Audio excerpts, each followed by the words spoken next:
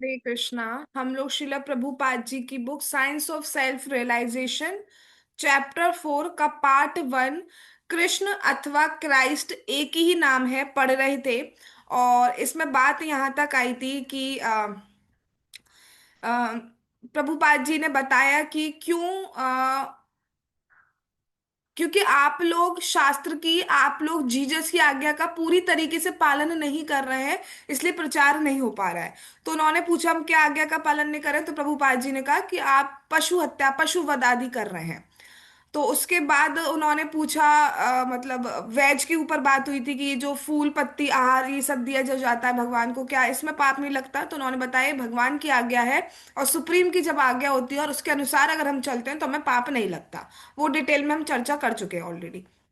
उसके बाद प्रभुपाद जी कहते हैं कि कोई भी हो, हिंदू मुस्लिम, वैसे तो उपाधि से मुक्त होना चाहिए, लेकिन फिर भी अगर उपाधि में भी है तो भी किसी भी तरीके से भगवान का नाम जाप करें, आप कृष्ण नाम का जाप करें। आप कृष्ण नहीं जप पा रहे हैं तो कृष्टो जपिए। और यही नहीं, आपको आप अपने अपने उपाधि से युक्त हैं तो अपने अपने शास्त्र में जो भी नाम भगवान का दिया है उसको भी अगर हम जप करते हैं तो हम आध्यात्मिक स्तर तक पहुंच जाएंगे। और ऐसा इसलिए हमारे भक्तों में देखा जाता है कि वो सारी बुरी आदतें, जो मांस मच्छी हो गया, इंटॉक्सिकेशन हो गया, अवैध संबंध हो गया, यौन संबंध और जुआ इत्यादि, वो सब त्याग देते हैं। ठीक है, और भगवान के नामों का जाप करते हैं और इसमें कुछ भी प्रॉब्लम नहीं है। तो फादर ने भी इस बात से एग्री किया कि यस, इसमें कोई प्रॉब्लम नहीं है। इवन मैं बहुत प्रसन्न हूंगा अगर मुझे आपके इस आंदोलन में सम्मिलित होने का अवसर मिलेगा।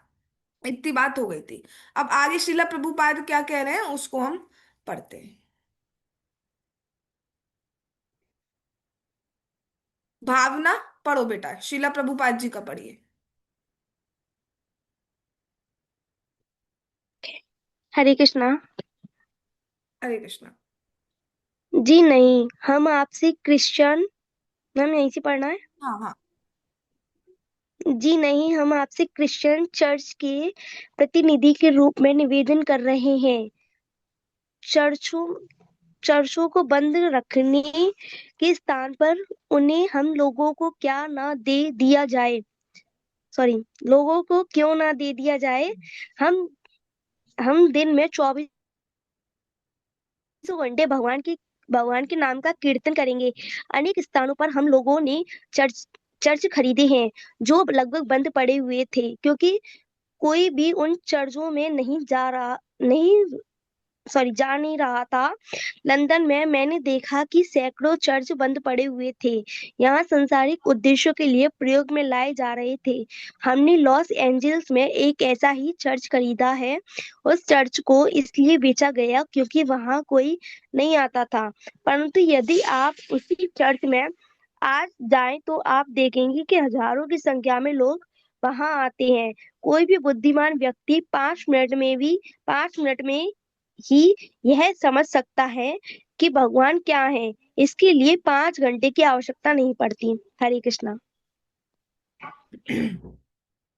ठीक है, फादर इमैनुअल इस पर क्या बोलते हैं कि मैं समझता हूँ। चलिए, अब शीला प्रभुपाद जी अब कुछ कह रहे हैं। अब कह रहे हैं क्योंकि अब फादर है, ठीक है, तो किसी चर्च के प्रतिनिधि हैं, रिप्रेजेंटेटिव हैं, तो उनसे कह रहे हैं कि आपके जो चर्च बंद पड़े हैं तो क्यों ना आप उन्हें हमें दे दीजिए। बहुत सारे प्रभुपाद जी आप सब जानते हैं कि कितनी बार देश भ्रमण पर गए हैं।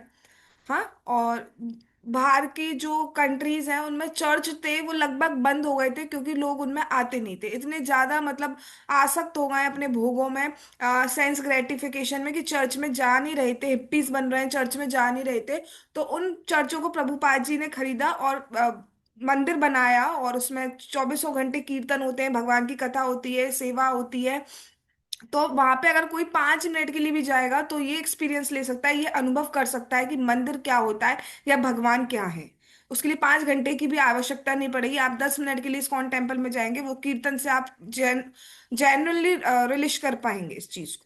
एटलीस्ट जब तक मंदिर में तब तक तो कर पाएंगे, बाहर कदम रखते हम भूल जाते हैं, that is different thing. But वहां कदम रखते ही डेफिनेटली हमें कुछ अलग ऑरा फील होता है।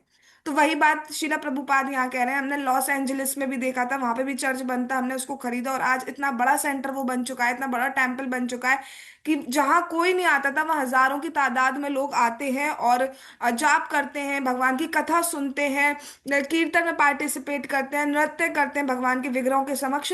इस तरीके से करते हैं। तो वो लगभग जो वीरान सा पड़ा हुआ था, बिल्कुल कोई भी नहीं आता था, आज वहां इतने लोग आ रहे हैं। क्यों? क्योंकि वहाँ मंदिर बना हुआ है, वहां कीर्तन कराया जा रहा है, वहां भगवान के नाम लिया जा रहा है। तो आप तो अपने चर्च बंद से ही कर रहे हैं, तो क्यों ना उन्हें हम दे दें। और जैसे कि हमने अभी ऊपर डिस्कस किया कि किसी भी तरीके से भगवान का नाम लेना चाहिए, फिर वो कोई भी हो। तो उस बहाने लोग आएंगे और भगवान का नाम लेंगे और सबका उद्धार होगा। ठीक है। और क्योंकि कृष्ण और क्राइस्ट एक ही नाम है, तो उसमें कोई दिक्कत नहीं है। लेकिन फिर भी वो जिस तरीके का नाम लेना चाहेंगे वो वहां पे रेलिश कर पाएंगे एटलीस्ट, कि भगवान का ऑरा क्या होता है, कितनी पॉजिटिविटी होती है। तो जब इतना श्रीला प्रभुपाद ने कहा तो फादर इमैनुअल ने कहा कि यस, मैं समझता हूँ इस बात को। पर श्रीला प्रभुपाद क्या कहते हैं, परंतु लोग नहीं समझते। उनका रोग है कि वे इस विषय को समझना ही नहीं चाहते। मतलब लोगों को कितना भी बताया जाए बट वो नहीं समझते। जब उन्हें लाइव दिखेगा ना, तब चीज फिर भी समझ पाएंगे। आप थ्योरेटिकली उन्हें बोलते रहेंगे तो कुछ नहीं समझ में आएगा। और ये है, अगर सिर्फ बोलते जाएं बोलते जाएं बोलते जाएं, हम एक्सपीरियंस ही नहीं करेंगे अपनी लाइफ में, तो हम कह देंगे ना कि यार होता तो है नहीं, या मेरे पे तो काम कर नहीं रहा है, कह देंगे ना।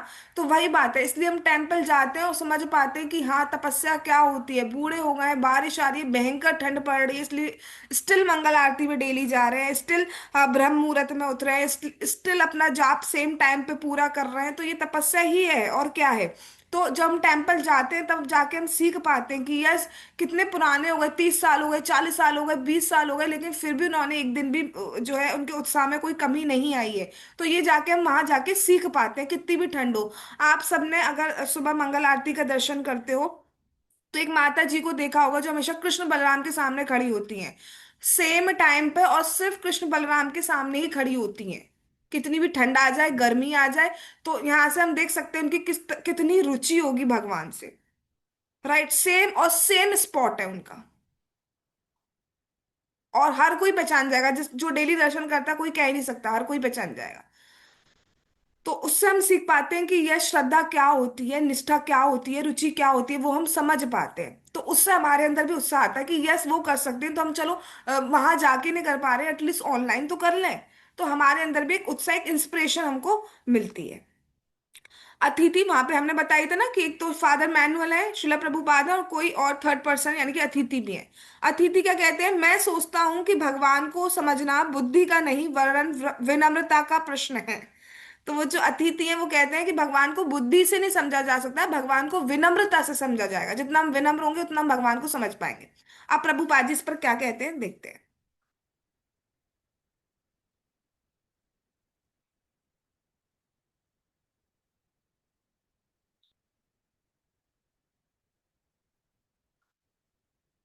कल्पना, नहीं तृप्ति, तृप्ति।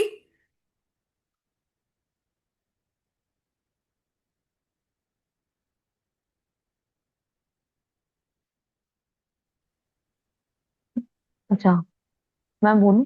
हाँ बेटा, यहाँ से पढ़ो शीला प्रभुपाद से। Yes ma'am. विनम्रता का अर्थ ही बुद्धि होता है। विनम्र और सौम्य भक्ति ही प्रश्न के राज्य के अधिकारी हैं। ये तो बाइबल में कहा गया है ना। परंतु दूतों का सिद्धांत ये है कि सभी लोग भगवान हैं। और आजकल ये विचार लोकप्रिय बन गया है। इसलिए कोई भी ना विनम्र है ना सौम्य। यदि प्रत्येक व्यक्ति सोचता है कि वह भगवान है तो वह विनम्र और सौम्य बने ही क्यों। इसलिए मैं अपने शिष्यों को सिखाता हूँ कि किस प्रकार विनम्र और सौम्य बनना चाहिए। मैं मंदिर में और आध्यात्मिक गुरु को सदा ही सादर प्रणाम करते हैं और इस प्रकार वे उन्नति करते हैं। विनम्रता और सौम्यता के गुणों के द्वारा अतिशीघ्र आध्यात्मिक साक्षात्कार प्राप्त हो जाता है। वैदिक शास्त्रों में ये कहा गया है कि जिनका भगवान और भगवान के प्रतिनिधि गुरुदेव में अटूट विश्वास है, उनके लिए वैदिक शास्त्रों के अर्थ अपने आप प्रकाशित हो जाते हैं। हरे कृष्णा मैम। हरे कृष्णा बेटा। तो यहाँ पे शिला प्रभु जब उन्होंने कहा कि विनम्रता से भगवान को समझा जाता है, तो शिला प्रभुपाद यहाँ पे कह रहे हैं कि विनम्रता का अर्थ ही बुद्धि होता है। मतलब आपकी बुद्धि, आपकी इंटेलिजेंस विनम्र ही हो गई है। आप कोई मतलब जबरदस्ती किसी के सामने विनम्र होने का मतलब ढोंग नहीं कर रहे हैं, एक तरीके से नाटक नहीं कर रहे हैं। ठीक है। आप अपने आप ही जब देखते हैं, जब हम टेम्पल जाते हैं तब हम देखते हैं भगवान कितने सुंदर है, भगवान कितने महान है। जब हम भगवान की कथाओं को सुनते हैं तो हम समझते हैं कि भगवान कितने महान है, भगवान में कितने गुण है। भगवान ने अजामिल जैसे पापी का उद्धार कर दिया, भगवान ने जगाई मगाई जैसे पापियों का उद्धार कर दिया। भगवान किस तरीके से अपने इतने बड़े भगवान होकर भी सखाओं से किस तरीके से मतलब आदान प्रदान करते हैं, माता पिता से किस तरीके भगवान होकर भी नंद बाबा की जो खड़ाऊं है वो अपने सर पर रख कर लाते हैं। तो इतने महान है भगवान, मतलब जिनके सिर्फ दृष्टि पात्र से सृष्टि का नाश विनाश और उत्पत्ति आदि हो जाती है, वो भगवान वो रख के आ रहे हैं। तो मतलब हम समझते हैं, तब हम जब हम सुनते हैं तब हमारे अंदर अपने आप विनम्रता आती है कि हाँ भगवान कितने महान है। जब हम भक्तों का चरित्र सुनते हैं तब हम समझते हैं कि हाँ भगवान कितने महान है या भक्त कितने महान होते हैं। हम जब प्रहलाद महाराज का चरित्र समझते हैं किस तरीके से उनके पिता यानी कि हिरण्यकश्यपु ने उन्हें यातना दी, लेकिन फिर भी लास्ट टाइम पे वो भगवान से यही कह रहे हैं कि इनको माफ कर दीजिए, इनको माफ कर दीजिए। इतना जो इंसान हमें मार रहा है हमें उस पर गुस्सा आ जाएगा ना, हम ठीक है कुछ नहीं तो हम बिल्कुल दूर हो जाएंगे, लेकिन वो उस टाइम भी भगवान से सिर्फ कह रहे हैं कि अगर आप कुछ दे रहे हो तो इनको माफ कर दीजिए, आप मेरे पिता को क्षमा कर दीजिए, इस तरीके से कह रहे हैं। तो उससे हम सीखते हैं कि भक्त का चरित्र क्या होता है, विनम्रता आती है। फिर हम अपने आप को देखते हैं कि भाई हम में तो बिल्कुल भी नहीं है, तो अपने आप ही सहज ही थोड़ी विनम्रता हमारे अंदर आती है। वो बात अलग है थोड़ी 1 घंटे की आती है 2 घंटे की आती है, बट जितना ज्यादा हम सुनेंगे ना कथा भगवान की, भगवान के भक्तों की, तो वो बनी रहेगी। हाँ। ठीक है। तो अपने आप ही भक्ति करने से हमारे अंदर विनम्रता आ जाती है, हमारी बुद्धि भी ऐसी हो जाती है कि जैसे हम जैसे हम गुरु महाराज को देखते हैं, जैसे हम किसी सीनियर को देखते हैं तो हम उन्हें प्रणाम करते हैं, जैसे हम भगवान को देखते हैं तो हम उनको प्रणाम करते हैं। तो हमारी बुद्धि विनम्र हो गई ना। हम अलग से तो बुद्धि पे बल नहीं दे रहे, अरे अरे कर कर कर, ऐसा तो नहीं कहते ना। अपने आप ही हमारी बुद्धि जैसे ही देखा वैसे ही हम उनको प्रणाम करने लगते हैं। तो हमारी बुद्धि ही विनम्र हो जाती है, प्रभुपाद जी यहाँ पे ये कह रहे हैं। और फिर प्रभुपाद जी क्या कह रहे हैं, मैं अपने शिष्यों को सिखाता हूँ कि विनम्र और सौम्य बनना चाहिए। और जो ऐसे शास्त्रों में भी कहा गया है, जैसे हम सुबह जो गुरुवाष्टकम गाते हैं उसमें कहा गया है।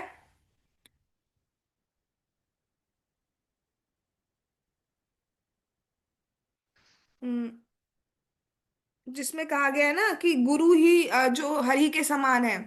लास्ट क्या है, जैसे हम जो चलो गुरु पूजा में गाते हैं, यस्सा प्रसादात भगवत प्रसादो। अगर गुरु प्रसन्न है तो भगवान प्रसन्न है, और गुरु नाराज हो गए तो भगवान नाराज हो जाते हैं। तो ऐसा कहा गया है, जिसकी शास्त्र में, जिसकी भगवान में और जिसकी गुरु में अटूट श्रद्धा है, मतलब बिल्कुल किस कुछ भी हो जाए वो टूटने नहीं वाली है, तो उसको अपने आप शास्त्रों के अर्थ प्रकाशित हो जाते हैं, उसको भक्ति का अर्थ वाकई में समझ में आ गया, जिसकी श्रद्धा है भगवान में और भगवान के प्रतिनिधि गुरु में, उनमें श्रद्धा है तो सहज प्रकाश हो जाएगा। गुरु के वचनों का यथार्थ पालन कर रहे हैं तो अपने आप भगवान देखते हैं, और अपने आप हमें सब जो भक्ति का सार है वो समझ में आ जाएगा। बेसिकली विनम्रता अपने आप आ जाएगी। गुरु के आगे तो हम शेर तो नहीं बन सकते ना, गुरु के आगे कि हम ही जानते हैं आपसे ज्यादा, फिर तो आप गुरु मान ही नहीं रहे उन्हें। तो अपने आप विनम्रता, अपने आप सौम्यता, शीलता अपने आप ही आ जाती है, और फिर उसको जो अर्थ है गुरु की कृपा से, भगवान की कृपा से प्रकाशित हो जाता है। कृपा करते हैं गुरु महाराज, गुरु हमारे हमारे भगवान कृपा करते हैं, वैष्णव कृपा जन कृपा करते हैं, और हमें शास्त्रों का अर्थ प्रकाशित हो जाता है। हम समझने लगते हैं कि यस भक्ति क्या है। अभी हम समझ रहे हैं थ्योरेटिकली, फिर हम रियलिश करने लगते हैं, हम एक्सपीरियंस करने लगते हैं, रियलाइज करने लगते हैं। ठीक है।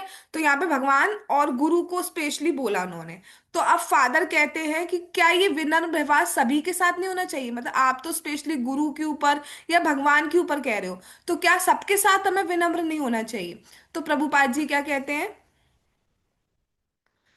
समझो हाँ। जी हाँ, परंतु आदर तो दो प्रकार के होते हैं, विशेष और साधारण। श्री कृष्ण चैतन्य ने शिक्षा दी है कि हमें अपने लिए किसी भी प्रकार का मान सम्मान की आशा नहीं करनी चाहिए, परंतु दूसरों को सदा ही मान देना चाहिए, चाहे वह हमारा अनादर करे, परंतु भगवान और उनके शुद्ध भक्त का विशेष आदर किया जाना चाहिए।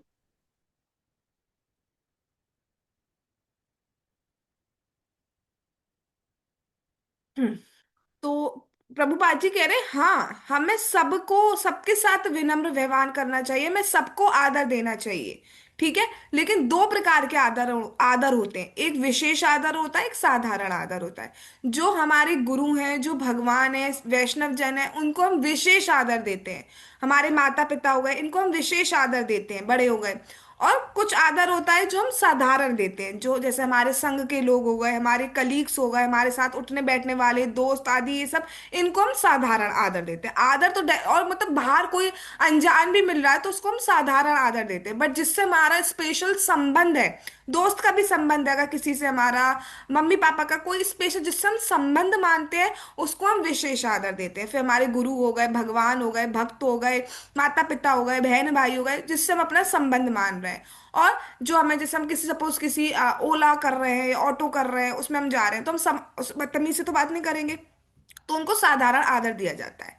ठीक है, तो यहाँ पे ऊपर प्रभुपाद जी ने विशेष आदर की बात की है, लेकिन जब उन्होंने क्वेश्चन किया कि हमें सबके साथ नहीं करना है, तो उन्होंने कहा कि हाँ, साधारण आदर तो डेफिनेटली हमें सबके साथ करना है, हमें किसी से बल्कि रिटर्न में मान सम्मान की शिक्षा, सॉरी, आशा नहीं करनी है। जो शिक्षा अष्टकम है उसमें श्लोक आता है, उसमें महाप्रभु कहते हैं, चैतन्य महाप्रभु, कि हमें किसी भी प्रकार के मान सम्मान की आशा नहीं करनी है, बट रिटर्न में, रिवर्ट में सबको हमें सम्मान और मान देना ही है। लेकिन भगवान का और उनके भक्तों का विशेष आदर करना है। ठीक है, अनादर हमें किसी का नहीं करना है, आदर हमें सबका करना है, बट जो भगवान है और उनके जो भक्त है, उनका स्पेशल आदर किया जाता है। भगवान गुरु भक्तों का, इनका स्पेशल आदर किया जाता है, बाकियों का साधारण आदर किया जाता है। ठीक है, अब बाकी, अब जैसे ऑटो वाले का आप आदर कर रहे हो, लेकिन उसको देख के प्रणाम तो नहीं करने लगोगे ना, कि चलो साष्टांग दंडवत प्रणाम करते हैं, ऐसा तो नहीं करोगे ना। वही बात की जा रही है। तो जो भगवान है उनको देख के हम लेट जाते हैं, लेटना इन द सेंस प्रणाम करने लगते हैं। शुद्ध भक्तों को देख के, गुरु को देख के इनको हम प्रणाम करने लगते हैं, तो उनको विशेष आदर दिया जाता है। और आदर तो हमें सबको देना है। तो इस बात को सुनकर फादर इमैनुअल ने कहा कि हाँ, ये बात तो बिल्कुल सही है, मैं सहमत हूँ। आगे क्या कहते हैं, इसको आप पढ़ेंगे, लास्ट, शिल्पी। शिल्पी पूरा पढ़ लो, यहाँ से लेके लास्ट तक का। हरे कृष्ण मैम। हरे कृष्ण बेटा। मैं सोचता हूँ कि क्रिश्चियन पादरी कृष्ण भावनामृत अभियान में सहयोग दें। वे क्राइस्ट अथवा क्रिस्टोस के नाम का कीर्तन करें और पशुओं का वध करना रोक दें। ये कार्यक्रम बाइबल की शिक्षाओं के अनुसार है। ये मेरा दर्शन नहीं है। कृपया इसके अनुसार कार्य कीजिए और आप देखेंगे कि वे विश्व की दशा में किस प्रकार परिवर्तन आ जाएगा। मैं आपको आर्थिक धन्यवाद देता हूँ। हरे कृष्णा। ठीक है, तो यहाँ पे फाइनली फिर प्रभुपाद जी उनसे कह रहे हैं कि आपको, यानी कि जितने भी क्रिश्चियन जो फादर हैं, पादरी हैं, प्रीस्ट वगैरह हैं, उनको हमारा ये जो आंदोलन, हम जो कृष्णा कॉन्शियस मूवमेंट चला रहे हैं, इसमें सहयोग देना चाहिए। हाँ, आप क्राइस्ट का या क्रिस्टोस नाम का कीर्तन करिए और पशु वध करना रोक दें। अगर आप ऐसा करेंगे, और ये ऐसा नहीं है कि मैं आपके लिए ला रहा हूँ या मैं अपने शिव शास्त्र से उठा के ले आया हूँ, आप बाइबल में भी देख लीजिए, बाइबल में भी यही लिखा है। तभी तो आपके पास रोजरी होती है, रोजरी एक माला होती है, आप उसमें नाम करते हैं, तो आप क्राइस्ट या क्रिस्टोस जपिए। भाई डायरेक्ट कृष्ण बोलेंगे तो वो नहीं करेंगे ना, लगेगा कि अपना अपना कर रहे हैं, क्योंकि बुद्धि इस तरीके से बैठी हुई है, इसलिए कह रही है। और वैसे भी भगवान के नाम में जो कृष्ण और क्राइस्ट एक ही है, तो नाम, तो इसलिए कहा जा रहा है कि आप उन नाम का जाप करिए और पशु वध करना रोक दीजिए। ये मेरी बात नहीं है, ये बाइबल तक में लिखा है और हमारे शास्त्रों में तो है ही। ठीक है, और आप खुद देखेंगे, सिर्फ कहने की बात नहीं है, अगर ऐसा किया जाता है तो पूरे समाज में आप परिवर्तन देखेंगे, पूरा समाज की जो दशा है वो सुधर जाएगी। ठीक है, तो फादर्स बात को कहते हैं ठीक है, मैं आपका धन्यवाद देता हूँ, उसके बाद कॉन्वर्जेशन एंड होती है, शिला प्रभुपाद हरे कृष्णा करते हैं। तो यहाँ से सिद्ध होता है इस चैप्टर से कि कृष्ण और क्राइस्ट जो है वो एक ही नाम है। ठीक है, तो यहाँ पे आप देख रहे हैं प्रभुपाद किस तरीके से प्रीचिंग करते हैं। प्रभुपाद इम्पोजिशन नहीं कर रहे हैं कि आप ये जपिए। उन्होंने क्या समझाया कि ठीक है, वैसे तो पादी से मुक्त होना चाहिए, हमें भगवान के नाम का जाप करना चाहिए, कृष्ण का, क्योंकि कृष्ण स्वरूप में सर्व भगवान जो है वो supreme personality of God head है, क्योंकि स्पेशल रस प्रदान करते हैं। बट फिर भी अगर हम उपाधि से युक्त भी हैं तो भी कोई बात नहीं, आप जिस नाम को जप करना चाहते हैं भगवान के, उस नाम को जप करें। आप क्रिस्टोस जपना चाहते हैं तो आप क्रिस्टोस जपिए, आप क्राइस्ट जपना चाहते हैं तो आप क्राइस्ट जपिए, आप अल्लाह जपना चाहते हैं तो आप अल्लाह जपिए। जो जपना चाहते हैं भगवान का नाम वो जपिए। इस तरीके से अपने आप परिवर्तन आ जाएगा, बट आप जपिए। ठीक है। और यही शास्त्र कहता है, और ये एक में नहीं, ये सारे शास्त्रों में लिखा है। अगर हम धर्म के बेसिस पर देखें तो उनमें भी जो लिखे हैं, जैसे बाइबल हो गया, कुरान, तो उनमें भी नाम जपने का कहा जाता है। तो यहाँ से प्रूफ होता है। अब ये चैप्टर का जो फर्स्ट पार्ट है यहाँ पे खत्म होता है। अब चैप्टर फोर्थ का पार्ट 2 स्टार्ट होगा, जिसका टाइटल है क्राइस्ट, क्रिश्चियन और कृष्ण, इनमें क्या रिलेशन है, क्या है, जो भी है वो भगवान ने चाहा तो हम आगे देखेंगे। आज हम यही रुकते हैं। जगत गुरु श्रीला प्रभुपाद की जय।